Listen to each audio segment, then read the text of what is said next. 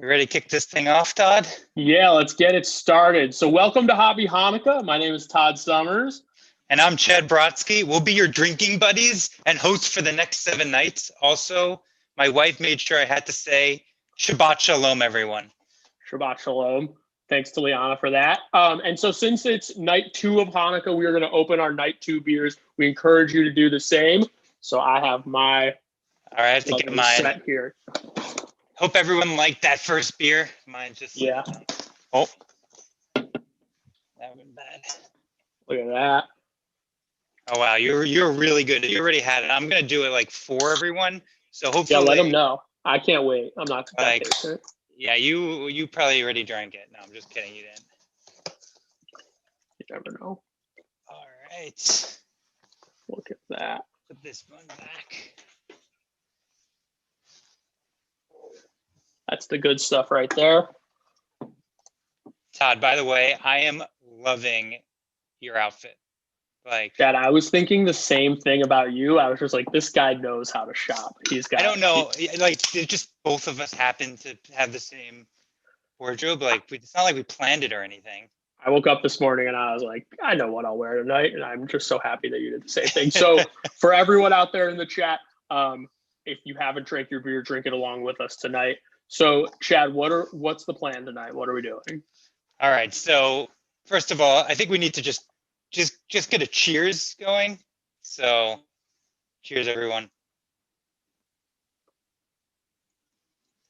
All right, so we'll be with you for about 15-ish minutes. We'll be teaching you what it's going to look like tonight. Our content is 5-step beer appraisal. We're going to give you this skinny on how this beer, the Golden Jelly Donut Hanukkah beer, got its name, and then get into a little bit of info about Kosher Beer.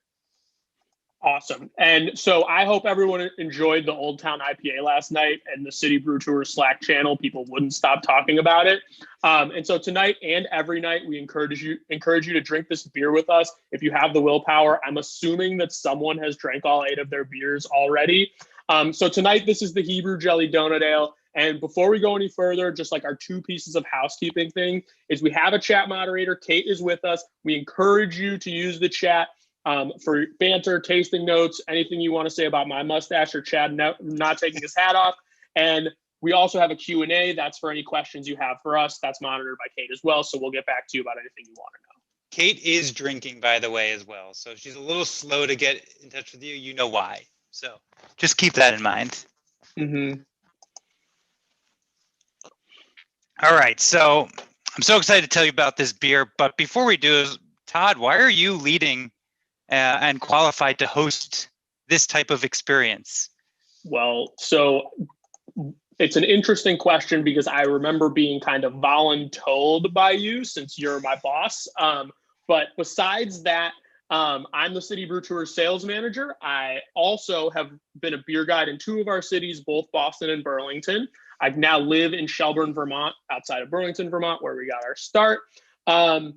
My fun Jewish facts about me. I have 2 really good ones. I had my bar mitzvah in Jerusalem, and my grandparents on my mom's side were married on Christmas and they didn't see any reason why that might be a date not to get married. They didn't know anyone who wouldn't be able to come. So I think I'm uniquely qualified. And Chad, I don't do anything without doing my research as well. So why am I going to spend the next 7 nights with you?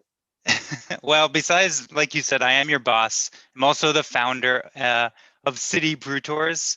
I'm also a certified Cicerone. So if people aren't familiar with a Cicerone, think about it as you have the wine sommeliers. Well, a Cicerone is a beer sommelier.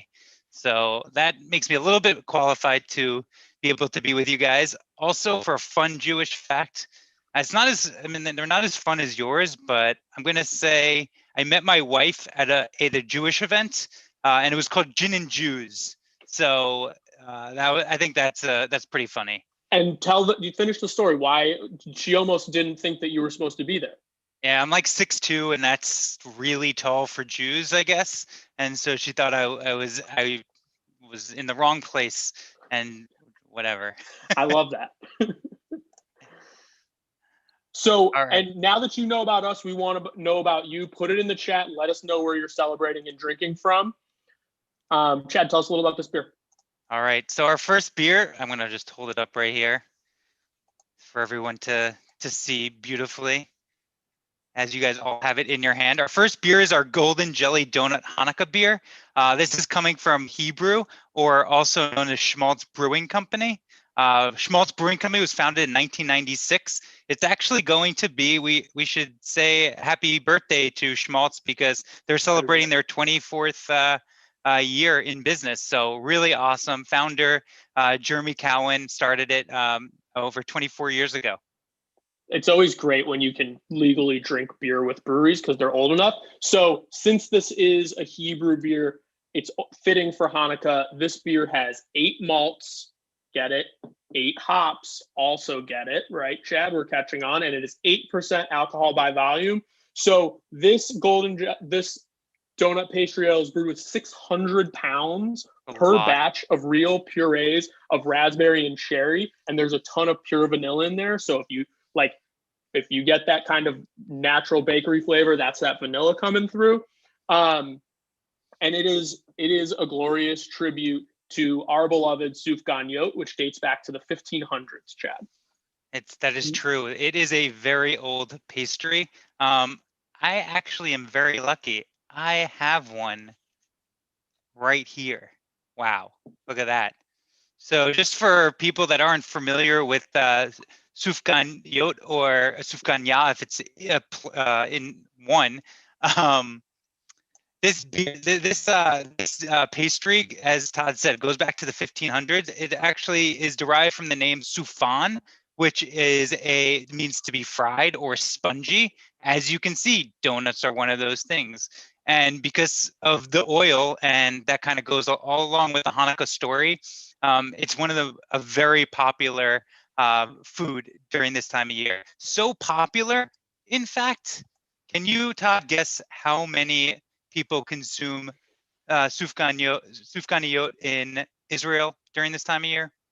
I literally received a picture of my 1-year-old nephew eating one yesterday, so I assume like all of them, maybe 80%. So they sell 18 million of these delicious little donuts each year. That actually equates to 3 jelly donuts. That's why we're saying the Hebrew name for them, but they're jelly donuts. 3 per person in Israel. That's a lot. That's absolutely incredible, Chad. I'm kind of jealous, to be honest. We asked people where they're from. 2 people from Chicago. Shout out Chicago. I'm from Chicago. There's another tall Jew who said that. We've got people from New York, Jamaica Plain. It's very fun in there. We've got Fairfax, Virginia. That's pretty close. We've got a tours almost right over there. We've got Queens. Got a lot of good people out there. Connecticut. Got some great. Well, love it. We're so excited that you guys are here. Drinking with us. So do we do another cheers? There's not going to be like 2 little cheers to the jelly donut, so right? Cheers to jelly donuts. I've got a one tail at a time dog rescue glass. So I got my dog in Chicago. Highly recommended. Yeah, mine's a City Brew Tours glass. Very fitting, Chad. I had a little bit of glass anxiety. I was like, what glass should I be using? Moriel Daniel, fostering and adopted from One Tail at a Time. Look at that. That is crazy. It's the best thing. All right. So let's get into what we've got for the people tonight, Chad. So I think it's appraisal time, but I'm kind of like blurry. Am I blurry to you? I feel like You're blurry to me. Oh, there you are. It's because you cheers me. That's the trick. Oh, it was the cheers. It was the cheers. I thought I was just drinking. This isn't my first beer tonight, so like I had to confirm it with you. If I saw that you were blurry, and I was like, oh, I just need to go to bed. That's fine. All right. So I think it's time to do a professional beer appraisal of this beer. Is that the time? It's what we've got to do tonight. Let's hear it. All right. So to do a professional beer appraisal, there's actually 5 steps, right? And the first step is going to be appearance. So when you look at this beer, you're going to look at the color. So like the name, Golden Jelly Donut, what color, Todd, would you say this beer is? I would say this is golden. I think we're getting a little of those like little toasty malts too, because it's a little Yeah. a little amber. I would give right? it a little bit of an amber tinge to it as well. But yeah, so appearance, that's going to tell you quite a bit about the beer. So it's going to tell you if maybe it was filtered or unfiltered. This beer actually I can't speak to because I don't know exactly if it was filtered or unfiltered, so I'm not going to go there. But appearance is going to tell you color about the beer, what types of malt were potentially used. And as you said, Todd, 8 different malts are used in this grain bill, so quite a bit. All right, next step. What's next? So next step is going to be the aromatics of the beer. So I want you to take a big whiff of this beer. Get your nose in there. Be careful not to snort. That will hurt if you snort beer. I'm getting some cherry, definitely a little bit cherry, maybe, and some raspberry. I get raspberry very tart on the nose. I get a little of the booziness. I'm super sensitive to that personally. So I'm always gonna, I don't know, I'm curious what the chat thinks, what they smell, but I definitely get a little of the booziness. You might be wondering, Chad and I are using some terms that might be a little out of your vocabulary unless you pulled this out in night 1. This look familiar? Check this out if you're not there already. We have our flavor wheel. Ooh, raspberry, cherry, both in the chat. And does anyone else get booze? Does anyone get a little bit of the alcohol? Or maybe it's just me. Chad, do you get it? It's a tiny bit of like a hot alcohol characteristic, but not really. More of just that cherry, fruit, and also a little breadiness. I get like, honestly, I'm definitely gonna have this jelly donut at some point tonight. Maybe it's gonna be with you guys. I don't know. We'll see how much self-control I have, and if I have to share it with my wife. So we'll see. Okay, someone said a little bit of booziness. Maybe I'm not that. Maybe it's just that I'm vanilla. A little bit of the bakery smell. I like that. That's definitely. I can see that. Yeah. Matthew, good call. Very good call with that bakery smell. All right, next step. Obviously, this is going to be one of my favorite steps. Is going to be the taste. Everyone, let's taste this beer. And when you take a sip of this beer. When you take a sip of this beer, I want you to kind of, I forgot, I'm sorry, for the aromatics. So if you have, when we do our IPAs or whatnot, a great way to get a bigger aromatics besides sticking your nose like all the way in there is you can go like this. So kind of, it's kind of hard because you have to be moving like 2 hands. Todd's pretty good at it. I always recommend licking your hand afterwards. It's disgusting, but. And you look like a savage. I guarantee it. Good thing we're not in bars. You doing that. Definitely not now. So you're gonna do the taste. So when you have a taste of this beer, I want you to kind of focus it to go on the front of your palate a little bit. Just on the first sip. So when Chad's saying front of the palate while he's drinking, that just means the front of your tongue. Off of your tongue has different parts of your taste buds. And now I want you to take another sip and kind of focus on the back of your palate. The way you taste, my trick for the back of the palate is pretend it's a tequila shot.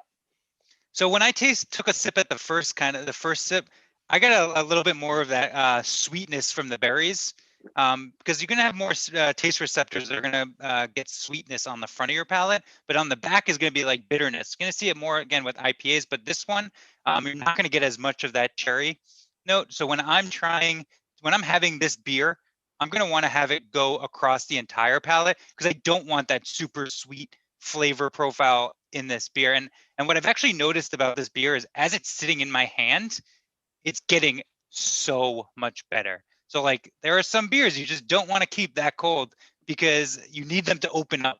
And so I'm going to probably nurse this minimizes thing. Cold kills our taste receptors. That's a thing. The other thing for taste receptors, you've noticed Chad and I, we pulled these beers out of our boxes. The first thing both of us did, we took these cans and we poured them directly into glasses. So why are we doing that? There's 2 things going on here. When you drink out of a can, my nose comes right over the little hole, right? Doesn't with the glass. So smell, huge portion of our taste, like 60%, right, Chad? That is correct, Todd, 60%. So fun little exercise. Well, I have 2 fun exercises because right now you're not with me, but I would actually make you do something silly. But when you're with people, you can make them do something silly. And so I want you to take 2 fingers. And then if you would take those 2 fingers and you wiggle them behind your glass like this, and you ask your friends, can you see your fingers? This is going to tell you 2 different things about this beer. It's going to tell you if it's a hazy beer, if it went through that filtration process that we talked about. It's also going to say you're willing to do anything I say when it comes to tasting beer. So don't actually do that. You'd be tricking your friends. Trick your friends with it. Don't do it to pretend you're an expert. Yeah. Use it as a trick. Exactly. Another thing that you can do, this is not a trick, but if you're talking about the sense of smell, hold your nose. Ready? Take a sip.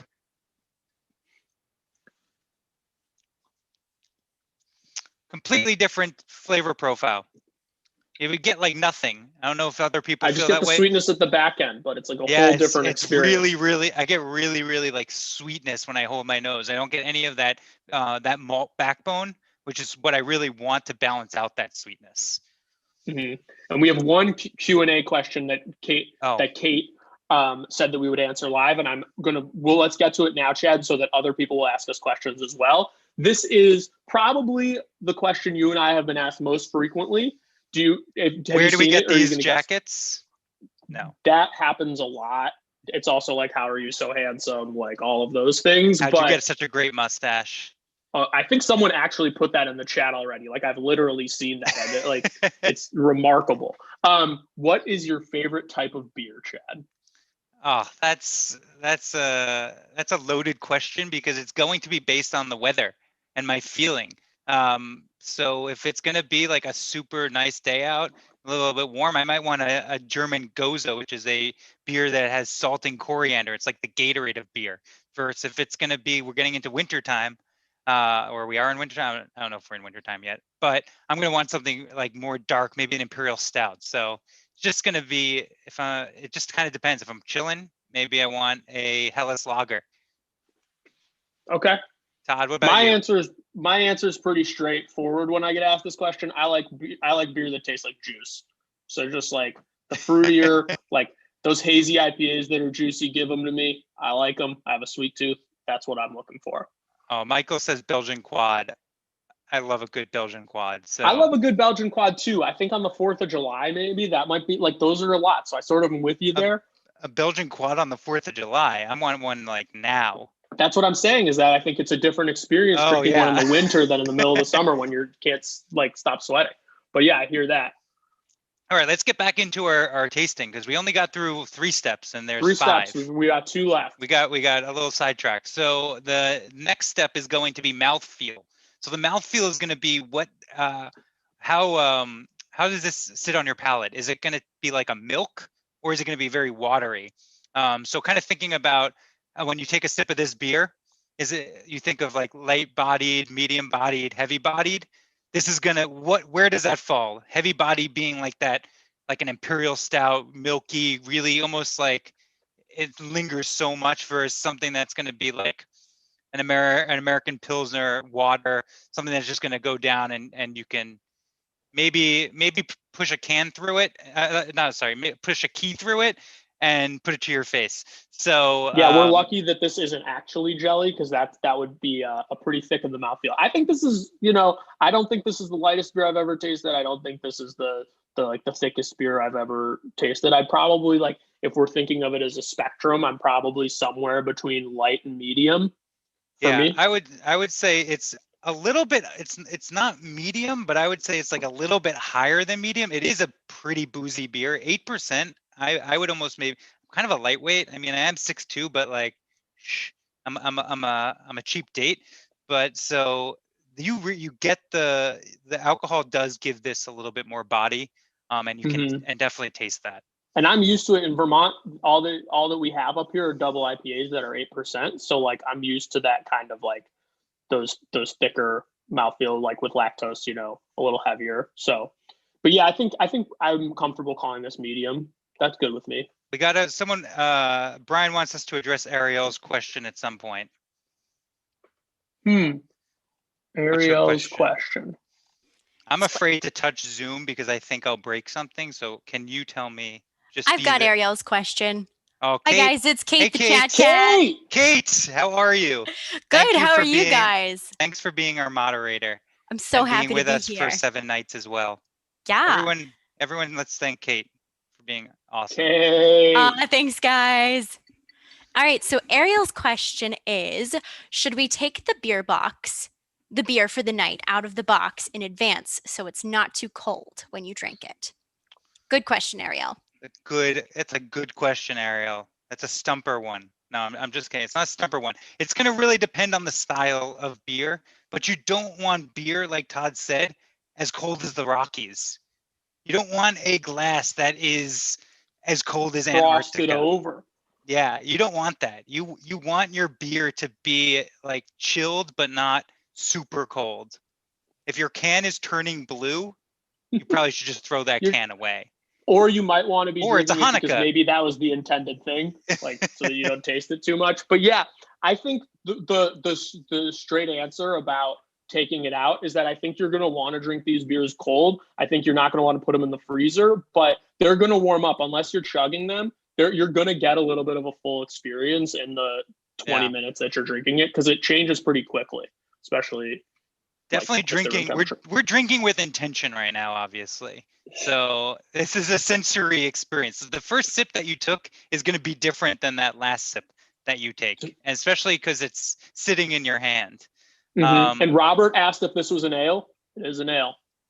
Yes, it is. All right. Yes. Last step in the appraisal is going to be the finish. Does this beer linger on your palate? Does it force you to want to take another sip? Don't fight that urge. Let's do it.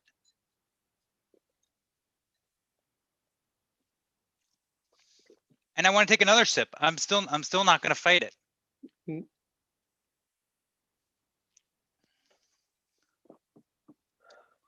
So it's lingering a little bit, and that booziness I think does allow it to. It goes up there.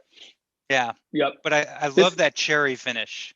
Someone mentioned playing beer pong with Trillium, and I think that if you tried to shotgun one of these beers, like towards the end of that experience, you would definitely be feeling the 8%.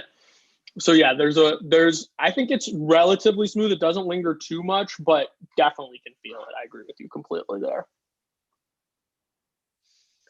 So that is what a 5-step beer appraisal is. We are not going to do that every night because that took a really long time. But now that you guys are experts and we're actually going to we could talk about the blog, right? Because there's a post. Oh, we are absolutely going to talk up right about now that actually has the 5-step beer appraisal visual. So you can so you don't have to memorize this experience. You can actually just go on to City Brew Tours /Hanukkah and just see that. And Zoom call your friend, tuck the 5 steps behind them, talk them through it. They'll be like, wow, you learned so much. You don't even have to remember it.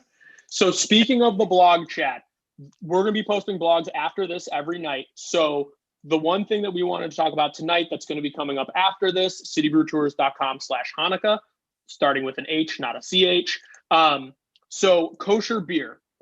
So kosher beer is super interesting. So beer in its natural state has 4 ingredients, right? There's water, barley, malt, yeast. 4 things. And those 4 ingredients in their natural state. You combine them. You just forgot hops there. What did I say? Water. You've been drinking. Oh, I just say malt and barley. You water, did. Hops. That's what I'm here for, Todd. I'm just here to make sure. Water, hops, barley, yeast. If you count barley and malt twice, you get 5 ingredients. Still. And love. Yeah. No. I'll give you that one. Considered parv. They don't have meat or dairy. Okay for consumption according to a kosher diet. There's way, way more information in the blog that we wrote about that, citybrewtours.com/Hanukkah. So Chad, what's in store for the next 6 nights? Wait, so I just want to just so you guys understand. So the beer that we have right here, this is actually kosher. You can see the KSA. This has actually been this is one of the only beers in our boxes that actually has the hexture on it. Oh, see, it caused me to go blurry again. Whatever. You're blurry so yeah, again. It's just it knows when I don't know, maybe it's just when I me. put beer next to it, it goes blurry. It's like the camera is getting drunk. I don't can't tell if understand. I'm drunk or if it's you. So this is going to be the only beer that actually has the hector on it. But we worked with different breweries to put together this box to make sure that it is all Reinheitsgebot beer. So it is beer that only uses those 4 ingredients in it. So like Todd said, all those ingredients are part of beer in itself that follows that Reinheitsgebot. We didn't say it, Todd, but I'm just going to do it. I just really want to get not blurry. You should have seen Chad trying to get his AirPods connected this morning for our meeting. All right, I give up. You guys are just gonna. I apologize. So Reinheitsgebot. So Todd, you always butcher it, but you can try. Reinheitsgebot. Is that you? It's like hard to get that like German sounding chesty feeling for me, like to get that really out. But I think I nailed it, especially with you poking me. This person. This person suggested poking with a finger. Chris, you're just making me look like a fool, but I'm gonna do it. He's using your own tricks against you. He is doing it. We gave him the keys to the kingdom, and they're already using them against us. Oh We're not coming gosh, back tomorrow. I can't even believe because we've been remote for before COVID. COVID. Crazy. All right, so Todd, I just wanted to add that about the kosher side of things. Do you want to talk? And I think before we go, I don't have anything going on. I literally haven't had anything going on since like early March. So I do want to get to a couple more of these questions. One of the questions is, what got both of you into the beer industry / what got you hooked on beer? Presumptuous that we're hooked on beer. A very fair assumption, though. I can say, so I studied abroad in Vienna, Austria. And so they really love their beer in Germany and Austria. I went on Oktoberfest, came back. So that was my first taste of beer. And then coming back to the States after studying abroad and then actually not being 21. So it was like, oh my God, I've been drinking for the past year and now I can't drink anymore. But that really got me interested in beer. And then I started City Brew Tours, which that might have had something continued to do that with process. So something I thought about earlier today, Chad, is that Chad and I actually met over video call on Skype like 13 years ago because you were studying abroad when we met. For me, what got me hooked on beer is I went to college in Burlington, Vermont, and Burlington, Vermont, it's like when I was there, 2007, craft beer was just exploding. So it was like just super fun to be able to get new beers and try new things. And it's cool being able to turn drinking into a hobby and then into a job. So like, I think that, there are many cool things about beer. I think it's a great way to learn about a city.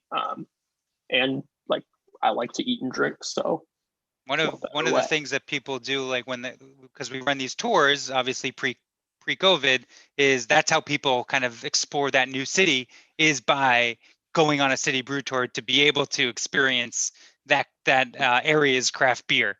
And so, like you said, Todd, great way. Whenever I go to a new area, I do it by going to the different breweries in that area to kind of get that cultural feel of that city. Great. I think let's do I have 3 more. One of them is Todd specific. It'll take 2 seconds. Bottles versus cans, what is better?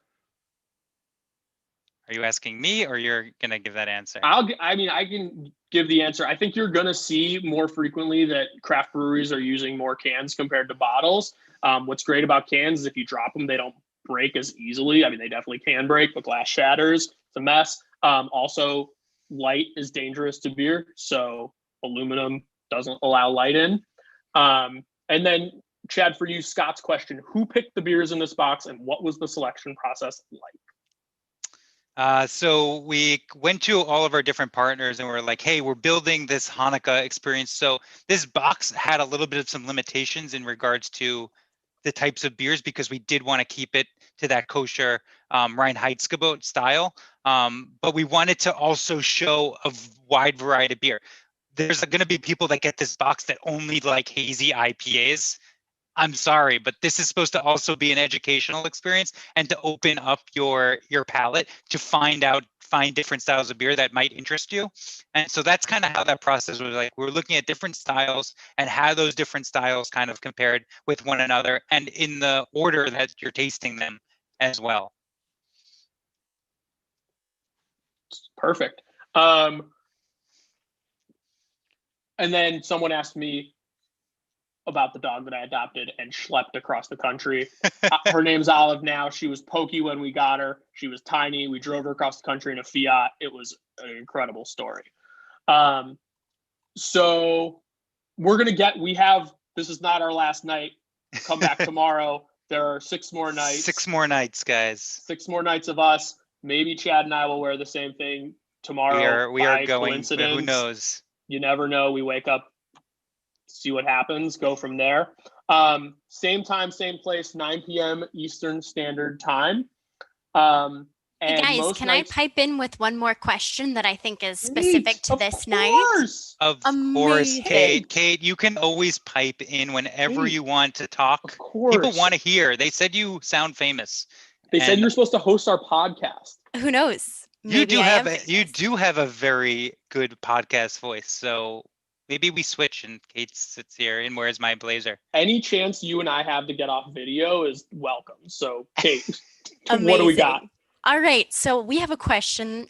It says, are there other brands making jelly donut beers? I don't know if you guys are going to know the answer, but I thought it was fair since we were tasting a jelly donut beer this evening. So I don't know of any jelly donut beers, but one fun thing that you can Keep do. Talking, I'm going to Google it.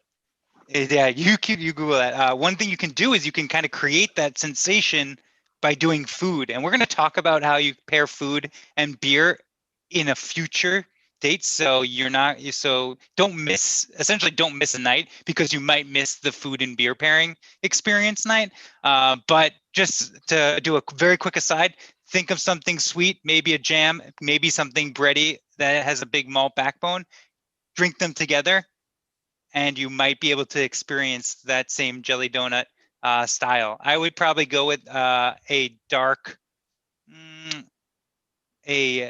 what would I go with? I would go with something that's Belgian and dark. A double with something jelly, something sweet that has some raspberry or cherries will recreate that experience.